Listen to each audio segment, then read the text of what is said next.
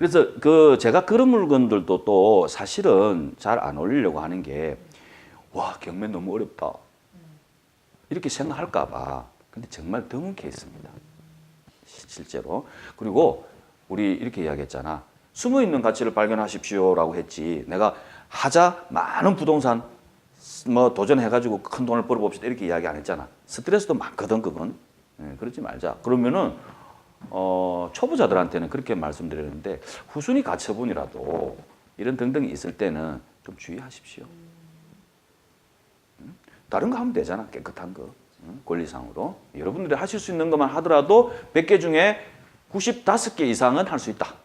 나머지 5개는 안 하면 된다라는 거지. 과감하게 포기해. 입찰해봤자 낙찰된다는 보장도 없고. 그리고 물건이 그렇게 많이 떨어졌을 때는 이유가 있는 거예요. 분명히 이유가 있습니다. 2억짜리를 대한민국 사람들이 2억에 팔 수 있는 물건을 1억까지 떨어질 때까지 냅두지를 안 해. 냅둘 것 같아? 2억에 팔 수 있는데? 바로 사버리지. 그죠? 맞죠? 자, 그런 이야기입니다. 재밌어요. 그리고 제가 어제 그 글 올릴 때 있잖아. 아, 요거 조회수 좀 많겠다 생각했거든. 그 감이 있어. 근데 조회수가 많더라고. 실제로. 댓글은 안 달더라고. 우리 회원님들의 특징. 댓글은 안 달아. 읽기는 잘 읽는데 한 명도 안 달아. 그런데 저는 그래도 올릴 겁니다. 계속 올릴 겁니다. 이미란 씨가 댓글 달 때까지.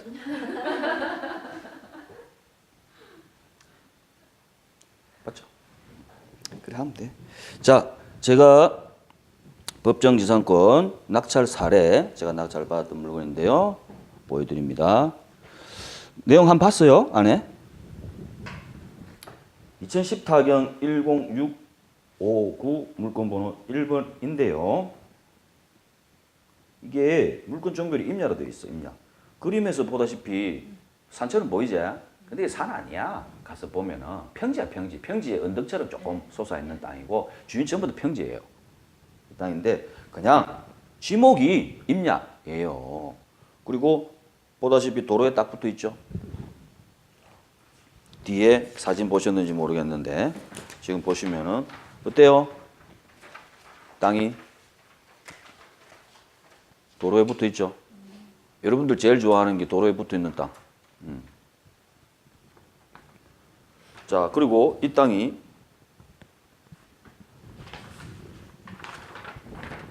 토지는 지목이 중요한 게 아니고 용도 지역이 중요하다 그러고 했는데 뒷페이지에 보면은 이종 일반 주거 지역이라고 되어 있어요.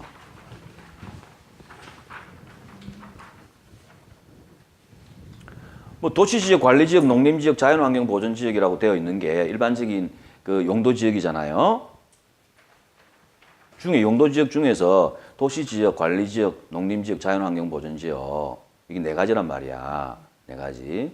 우리나라의 모든 땅은 있잖아요. 이 용도 지역 안에 무조건 들어가 있습니다.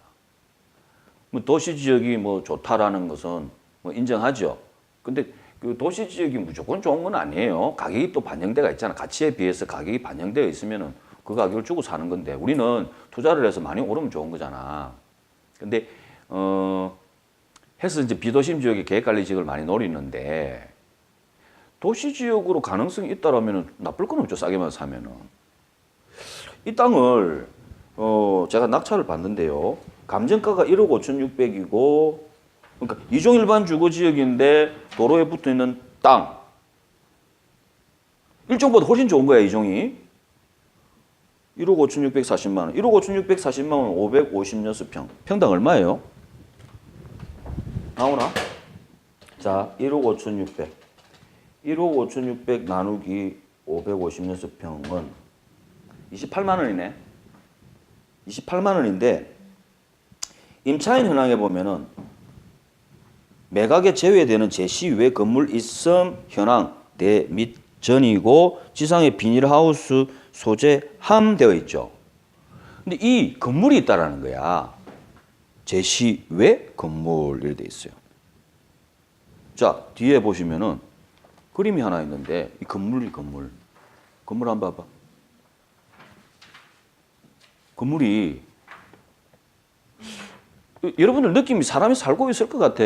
안 살고 있을 것 같아? 안 살 것 같아요? 내가 볼 때는 살고 있을 것 같은데. 왜?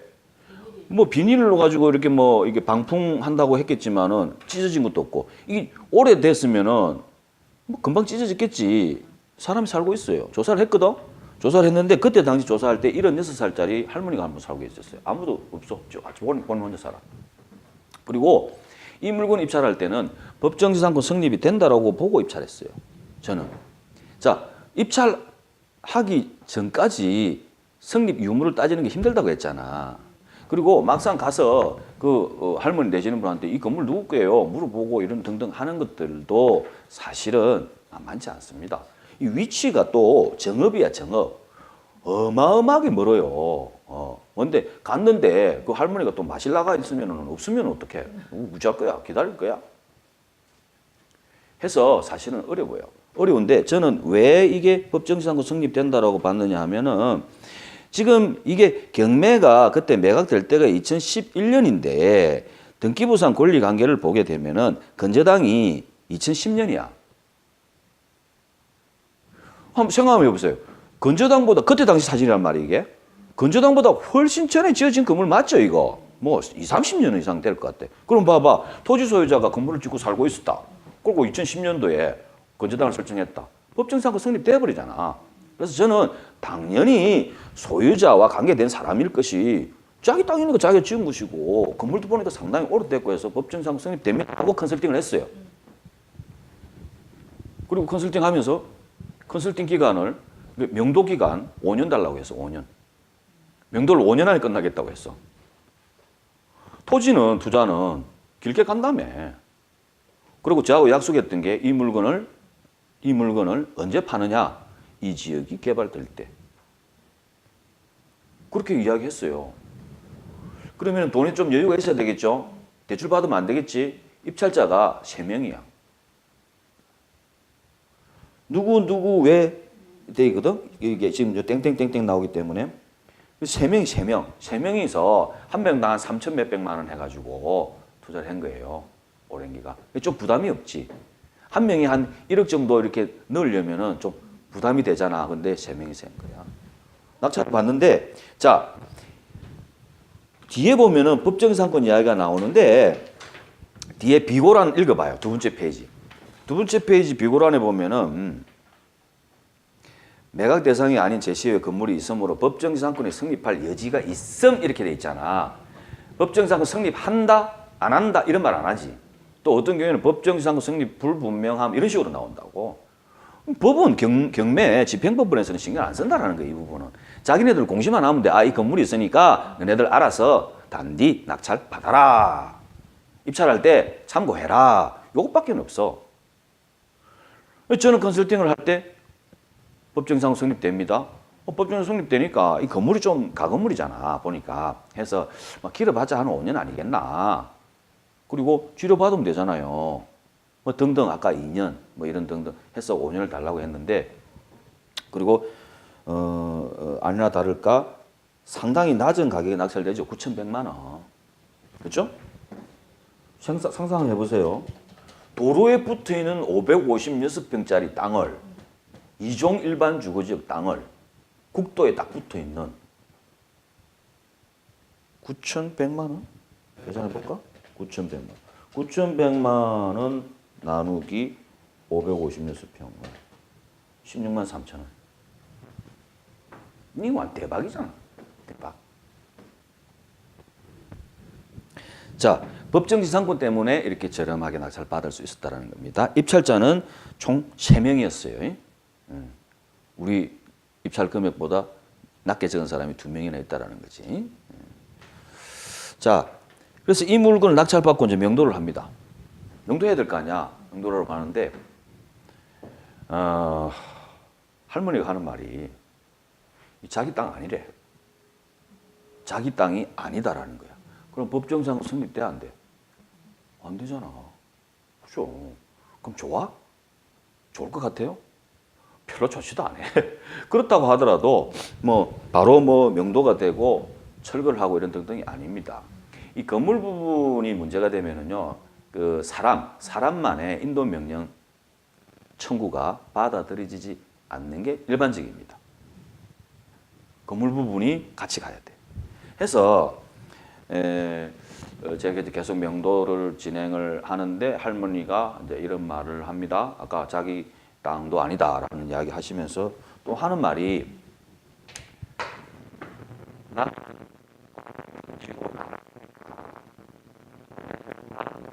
이렇게 나옵니다.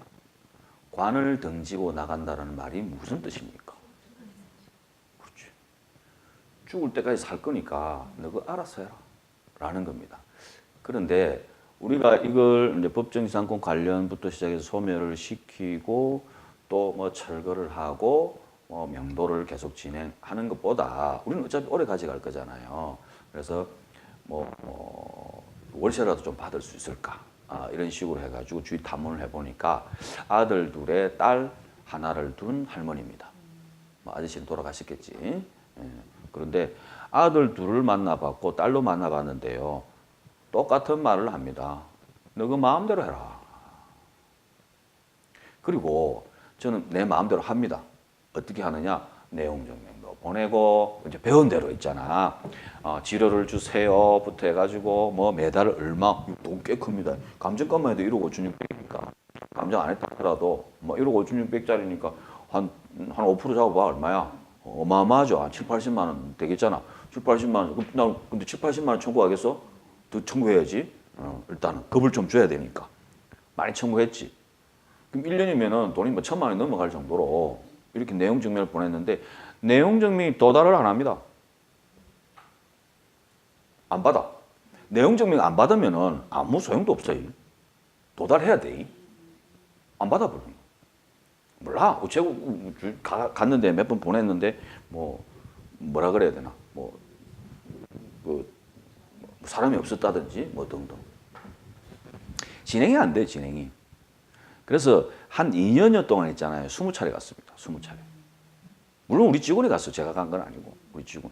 20차례 갔는데 제가 이제 뒤에 지시는 하죠.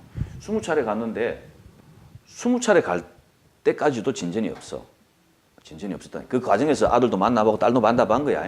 진전이 없는데 2년쯤 지나가지고 제가 결정을 합니다. 자, 이건 이제 소송으로 가든지 등등 해서 이제 명도를 끝내야 되잖아. 5년 안에 끝내기로 했잖아.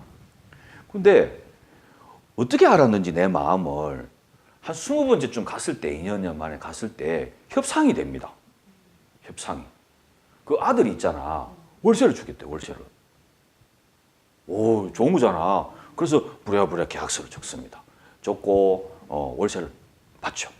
그러면 뭐 성공했잖아, 이제. 문도도 끝난 상태고. 그리고 건물 에 대한 권리를 겠다 등등부터 해가지고 여러 가지 특약 사항을 달고 했습니다. 그것도 끝이 아니야. 1년 정도 월세 잘 나왔는데 그 다음부터 안 나와. 환장하겠네. 그런데 우리로서는 실제 그런 거예요. 고객들도 오랜 기간 나중에 뭔가 이 지역이 이종일반 주거지역이니까 보통 환지 방식이 되겠지만은 등등 그렇게 됐을 때까지 가지고 간다라고 봤기 때문에 이제 명도라는 부분이 큰 문제가 되지 않는다. 그러다면은 시행 시공하는 곳에서 사람을 내보내는 게 일반적인 거거든요. 사실은 분묘기지권 이런 것도 별로 문제가 안 됩니다. 아셔야 됩니다. 개발지에 있잖아요. 임야를 하나 샀는데 묘가 많이 있었는데 난 보상받아야 되는데 묘가 빼고 보상받느냐? 아닙니다. 묘 이장이라든지 절차는 시행시공사에서 해야 돼요. 별로 큰 문제 안 돼요. 그렇게 하셔도 된다는 겁니다. 얼마 전에 제가 그 황길동 쪽에 입찰할 때 그 입찰 포기합니다라는 게 동영상 하나 올렸잖아. 거기에 보면은 묘가 있어. 묘도 있고 뭐 등등 이래 있어서 안 했는데 사실은 묘가 그렇게 문제가 안 되는 거거든요. 그 개발 예정지기 때문에 그래요. 그러니까 막상 낙찰 현황을 보니까 거의 전저가 금액에 낙찰을 받아 가버리더라고. 저는 30만 원에도 입찰 안 했는데 40만 원에 낙찰을 받아버린 거지. 제가 입찰하려고 했던 금액은 약 한 5만 원 정도. 그러니까 한 번 더 유찰되면 누가 들어오겠어? 이렇게 생각하고 한 25만 원 정도에 입찰하려고 고객하고 통화하고 다음에 들어가자. 그럼 고객이 납부할 이유가 없습니다. 30만 원 입찰하려고 금액 다 적어놨는데 평당 25만 원에 합시다. 한 번 더 떨어지면 하면 고객이 싫어요 하겠습니까? 싸게 사면 좋잖아. 이익이 더 커지는데. 그래도 될 것 같아요. 내가 생각에. 했는데 막상 낙찰은 평당 40만 원에 됐다라는 거.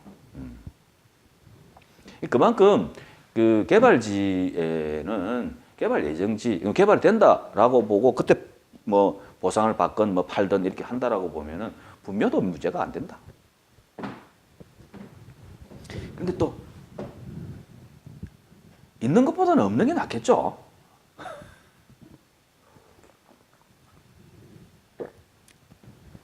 자, 해서 이 물건을 아직도 가지고 있는데요. 글쎄요, 뭐 가격은 지금 완전 어떤 도시화되지는 않았고 해서 딱 얼마라고 정하기는 어렵지만 제가 볼 때는 한 7, 80만 원 평당. 뭐 15만 원에 16만 원에 샀네. 16만 원에 사가지고 7, 80만 원. 556평. 괜찮죠? 만일에 이게 개발이 된다면 얼마짜리일 것 같아요? 상상을 초월할 수 있습니다. 이게 된다면은요, 제가 볼 때는 글쎄 이종 일반 주거지역 이 지역을 감안한다면 글쎄 뭐 250 정도는 되지 않겠네요. 못해도 지금 현재 가격으로. 나중에 되면 또 돈가치가 떨어지면 또 달라져요.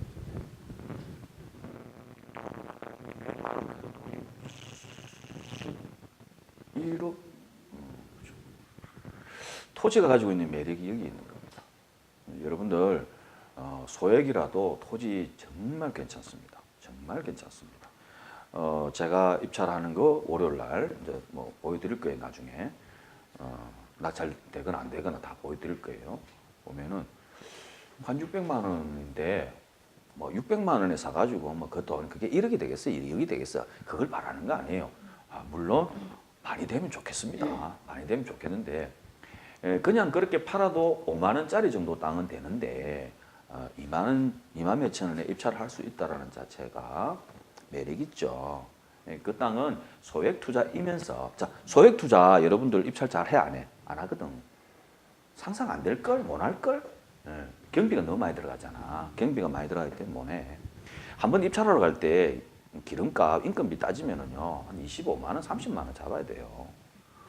뭐 입찰하면 낙찰되나? 무조건 아니잖아. 그러면은 입찰이 좀 힘들어지고 그 다음에 지분 경매잖아.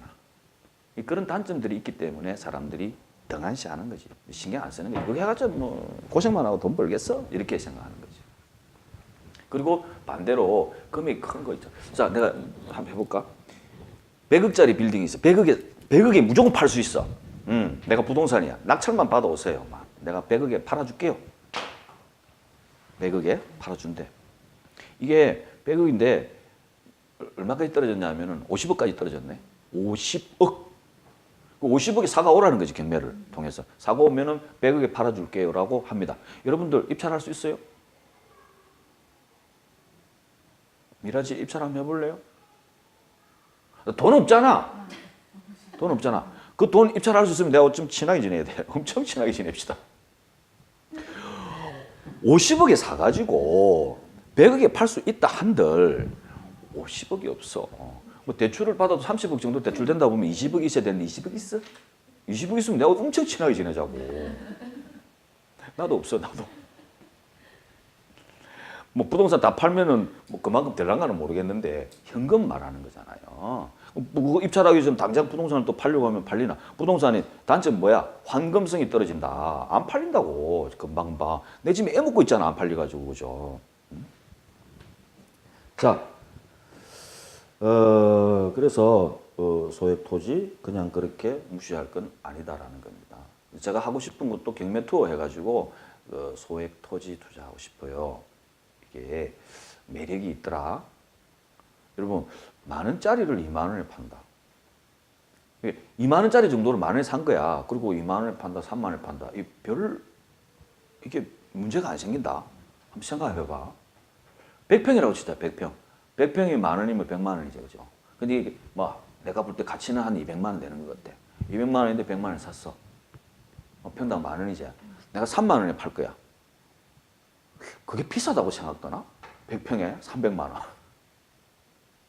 근데 몇 배야? 3배 받았잖아. 100만 원에 사가지고 300만 원 받는 건 무지하게 힘들다. 맞지? 틈새가 있는 거예요. 그리고 이 토지라는 게 나중에 또 우리가 산다라는 것은 일정 부분 눈높이는 있거든. 제 눈이 그냥 오르지도 않는 곳에 사겠습니까? 그러지는 않잖아요. 어쨌든 물가 정도, 상승분 이상 정도는 올라갈 수 있는 땅들을 고릅니다. 그럼 세월이 지나면 가격이 올라 있어. 이런 거. 그래서 제가 철저하게 우리 애들한테는, 두 놈한테는 부동산을 사줄 겁니다. 자기네들 돈 버는 쪽쪽. 아빠 500만 원 벌어놨어요. 그러면 500만 원짜리 땅을 사줄 것이고. 등등. 그리고 그 가치가 세월이 지난 이후에 분명히 나타날 거라는 걸 저는 자신합니다. 적금 넣잖아, 장기 적금. 그죠? 근데 뭐 10년짜리, 20년짜리 적금 넣었다고 생각하지. 근데 그것보다 훨씬 더 큰 수익이 나올 거라고 자신한다면은 그렇게 해줘도 돼. 여러분들도 그렇게 하세요. 맞다니까? 멋지지 않나? 자, 해서 이렇게 법정지상권은 일단 낙찰 사례까지 했습니다. 나중에 벌면은 큰 돈 벌면은 또 벌었다고 내가 자랑할게요. 벌었다고 자랑하겠습니다. 그 다음에 또 낙찰 사례 하나 더 보여줄게. 법정지상권.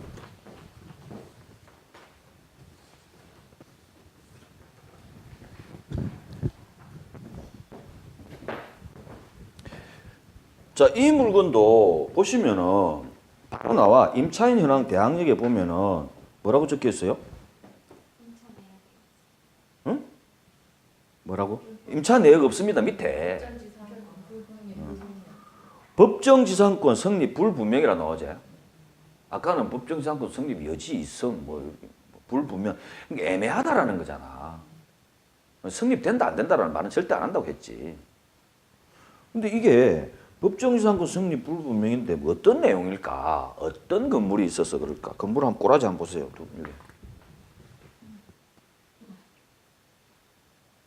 멋지지? 이 건물 같아? 폐가지. 제가 뭐라 그랬어요? 법정지상권 성립 유무를 따질 때 지붕, 기둥 100만 있으면 되는 것이지 다른 문제는 영향이 없습니다. 알겠습니까? 그래서 보여드리는 거야. 이거 낙찰 받았어, 이거. 어? 낙찰을 받았어. 물론 요거는 대지예요, 대지. 대지, 대. 응? 뒤에 보면 도로 딱 붙어 있죠. 그렇게 얼마에 팔고 아직도 가지고 있습니다. 일단. 네. 그게 중요한 게 아니고 좀 저렴하게 샀습니다. 4,200만 원 감정되었을 때 3,100만 원인데 실질적으로 4,200만 원 이상의 가치는 가는 땅이었어요. 그때 당시 조사를 했을 때.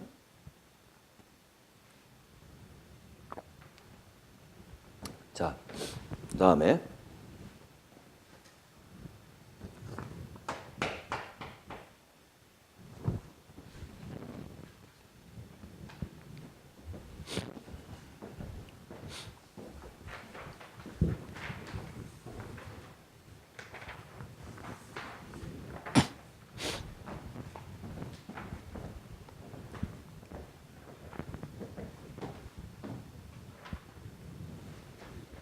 임야.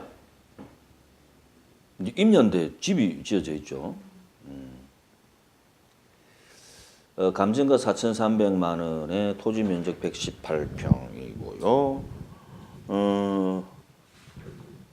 지금 뭐 임차인 있고 임차인은 뭐 대항력 없죠. 등기부상 권리관계가 말소 기준 권리가 건재당이 됩니다. 2009년 12월 29일자 되고. 근데 이게 그 위에 오른쪽에 보면은 매각 대상이 토지만 매각대가 있지. 토지만 매각. 빨간 글자로 되어 있잖아. 지금 건물이 있잖아요. 잘 지어진 건물이 있는데 토지만 매각이야. 토지만 매각. 그러면 토지만 매각이면 법정지상권 성립 유무를 따져야 된다고 했잖아요. 근데 이 물건은 건재당 2009년 12월 29일자인데 먼저 건저당을 설정한 이후에 지어진 건물입니다. 결론만 이야기하는 거야. 법정상 성립이 안 된다. 성립이 안 된다라는 거야. 자, 성립이 안 된다 그러면 무조건 입찰해가지고 낙찰 받으면은 철거할 수 있으니까 해도 된다. 이건 조금 문제가 있습니다. 이거 사실 있잖아요. 이렇게 그 번듯한 건물 소유자가 그러면은 경매를 당하고 있지만은 않을 겁니다. 전원주택 같은 경우가 지목도 아직까지 변경되지 않은 상황에서 건물이 있는데 경매가 나오는 경우들이 있는데 실질적으로 토지의 대출을 받고 난 이후에 건물을 짓는 거라 법정상 성립이 잘 안 돼요. 하지만 이거 뭐 토지값만 가지고 낙찰 받아가지고 건물 내 거로 만들겠다라는 생각 자체가 사실은 좀 무리가 있다라는 겁니다. 그래서 아주 큰 돈을 벌 수 있을 것 같지만은 이런 형태의 물건들이 독이 될 수도 있어요. 그래서 여러분들이 저도 마찬가지인데 잘 안 합니다. 이런 물건을 도전해서 큰 돈을 벌겠다라는 생각은 좀 버려야 됩니다. 그래서 법정지상권을 건물이 번듯하게 있는데 땅만 사가지고 건물을 내 걸로 만들어야지 이렇게만 생각한다면은 돈이 될 수는 있을지 모르겠는데 이론상으로는 그건 또 전문가들의 영역이지 않겠느냐. 아주 단순한 법정지상권부터 먼저 시작하고 나서 나중에 거기서 또 성과를 내고 자신이 있을 때 그런 걸 도전하는 게 순수에 의해서도 맞다라는 그런 말씀을 드리고 싶습니다.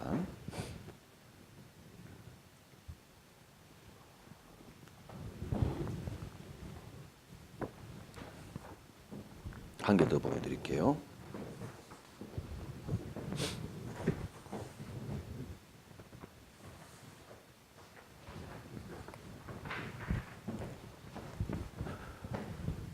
주택을 짓는데 그 한옥 있잖아요. 한옥이 단가가 일반 주택 짓는 것보다 비쌉니다. 비용이 많이 들어가요. 이 경매 사건은 그 문의가 왔던 사건인데 어떻게 된 거냐 하면은 지금 현재 보면 토지만 매각이죠. 그죠? 토지만 매각인데 이 지금 건물 소유자가 입찰을 했어. 자기가 토지 입찰을 한 거야. 그런데 그 신권에서 바로 입찰했죠. 그죠? 신권에서 입찰을 했는데 감정가 대비 193%, 약 한 200% 정도의 낙찰자가 있었고 입찰 인원이 12명이야. 이분은 뭐 한 3천만 원 적었대. 한 3천만 원 적으면 낙찰될 줄 알았어. 1,900만 원 감정대가 있으니까 한 3천만 원 적으면 자기가 낙찰될 줄 알았고 이제 토지 소유자가 되면 건물은 또 자기 거니까 뭐 이제 상관이 없다 생각했는데 떨어져 버린 거야. 등수에 못 들은 거지. 그러면 어떻게 되나? 쫓겨나야 되잖아 이제. 쫓겨나야 되는. 그리고 이거 법정지상권 성립이 안 돼요. 철거를 한다든지. 그런데 한옥 짓는데 돈이 얼마나 들어갔는데. 그리고 이분이 이제 큰일 난 거야. 저한테 전화가 왔습니다. 저는 이분 모르는데 여러분들처럼 교육생의 지인이겠지. 이래저래 하다가 보니까 그럼 내 전화번호 뭐 우리 원장님 전화번호 줄 테니까 가지고 내한테 온 거야. 매각일이 7월 19일인데 7월 20일 날 전화 왔어요. 딱 다음 날. 하루 동안 얼마나 고민했겠노. 그래서 나한테 전화 왔어. 경매 룰을 아시라는 거야. 그래서 큰일 났습니다. 이거 쫓겨나야 되는데.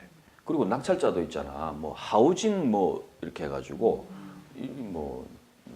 뭐 일반인도 아니고 또 전문가인 것 같아. 그래서 이제 쫓겨나야 되니까 제가 그랬지. 걱정하지 마시라고.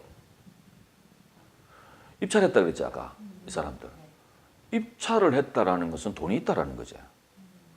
채권 금액을 보니까 채권 금액이 3,300만 원이에요. 3,300. 자기 입찰 한 3천만 원 했다 그랬잖아.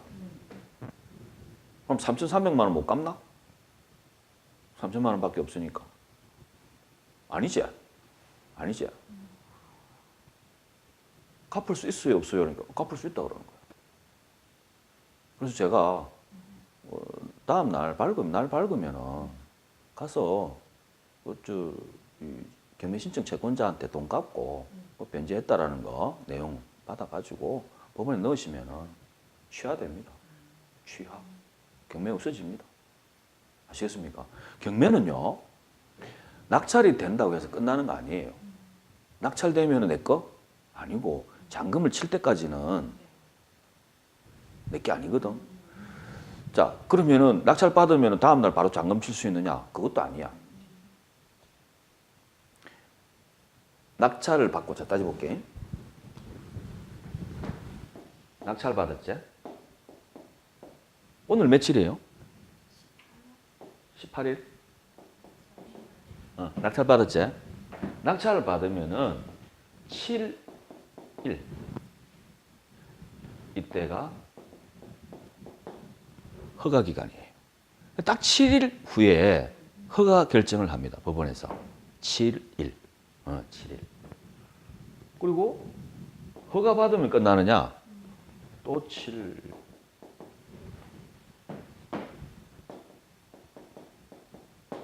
법 진행이잖아. 지금 이 경매는 법에 대한 진행이거든. 또 허가에 대해서 이의신청 있는 사람은 이의신청 해라는 게 또 즉시 항고, 즉시 항고 이런 이야기 들어봤을 거야. 그럼 이게 14일이야, 14일. 그죠? 잔금을 내고 싶어도 못 내. 아직 이 절차가 남았다라는 거야. 그럼 이 기간 안에는 변제를 하게 되면은 어떻게 돼? 경매 없어져. 아시겠습니까? 이분이 하루 동안 지금 지옥을 가는 거야. 이 번듯한 건물을 뺏기게 됐으니까 이야기를 하니 어떻게 됐을까요? 다시 천당으로. 간단하지 뭐. 그러면서 그분이 그랬다. 꼭 밥 한번 사겠다고. 안 산다. 자, 어쨌든 이렇게 될 수 있으니까 그 경매 진행을 아시면 돼. 그래서 이런 게 있어요. 그 항고 기간이 끝나잖아. 항고 기간 끝나면은 이제 뭐 다음 날쯤에서 경매계에서 이제 잔금 납부일을 정해가지고 보내온다고. 낙찰자한테 보내겠지. 그럼 또 하루 걸리잖아. 근데 내가 낙찰 받았는데 와 이게 뭐 너무 좋아 지금 잘 받았어. 근데 또 취하가 될 수도 있고 막 걱정돼. 그럼 뭐 이 허가 났잖아요. 허가 난 가갖고 그 영수증 달라 그러는 거야. 통지서 말이야. 통지서 그 주면 그 납부 영수증 받아가 돈 내버리는 거야. 돈 내고 나면 끝나. 경매는 돈을 딱 내고 나면은 본자님 그 또 뭐 소유권 이전해야 되지 않습니까? 일단 돈 내고 나면 끝이야. 소유권 이전은 뒤에 하면 돼. 천천히 해도 돼. 급하면은 일단 꼭 취하할 것 같다. 너무 좋아. 너무 좋은데